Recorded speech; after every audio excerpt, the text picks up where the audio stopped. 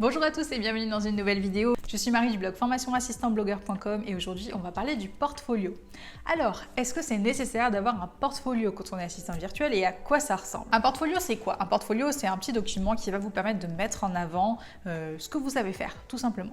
Donc dans le cadre d'une assistante virtuelle, ça va être un petit document PDF dans lequel vous allez pouvoir mettre en avant par exemple des publications que vous avez créées, des visuels que vous avez fait pour des clients, des exemples d'articles de blog que vous avez rédigés si vous êtes aussi rédactrice. Ça peut être des exemples, je sais pas, de miniatures YouTube, de posts Instagram, de bannières de sites internet, un site internet, pourquoi pas si c'est quelque chose que vous savez faire. Voilà, l'idée c'est vraiment d'avoir une représentation visuelle avec des URL qui renvoient vers votre travail tout simplement. À quoi sert ce document? Eh bien, il sert tout simplement à montrer ce que vous savez faire. Ça peut être aussi à la fin une petite page qui synthétise vos services et vos tarifs. Voilà ce que c'est un portfolio. Donc, est-ce que c'est obligatoire? Non. Est-ce que c'est recommandé? Oui. Moi, je pense que le portfolio, c'est un très très bon moyen de montrer ce que vous savez faire. C'est un petit document que vous pouvez facilement joindre à vos emails de prospection et qui va parler de lui-même. Ça n'a pas besoin d'être très compliqué. Vous faites simplement quelques pages avec, encore une fois, des représentations visuelles de ce que vous avez réalisé pour d'autres clients, des liens hypertextes qui renvoient vers des articles de blog, vers un site internet, vers une chaîne YouTube, je ne sais pas, en fonction de ce que vous avez fait et de ce que vous savez faire.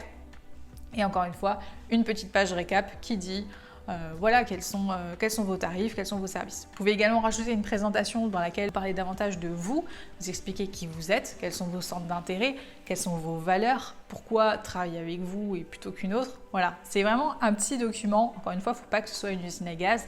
L'idée, c'est de faire 2-3 pages, que ça ne prenne pas 1000 ans à votre client de le lire, mais que ce soit agréable, que ce soit visuel. C'est un peu comme votre CV en fait, comme votre carte de visite, sans compter l'aspect visuel parce qu'on est dans un métier, quand on est assistant virtuel, où le côté création a une part importante. C'est aussi l'opportunité de montrer ce que vous savez faire d'un point de vue juste création visuelle avec un modèle hyper sympa.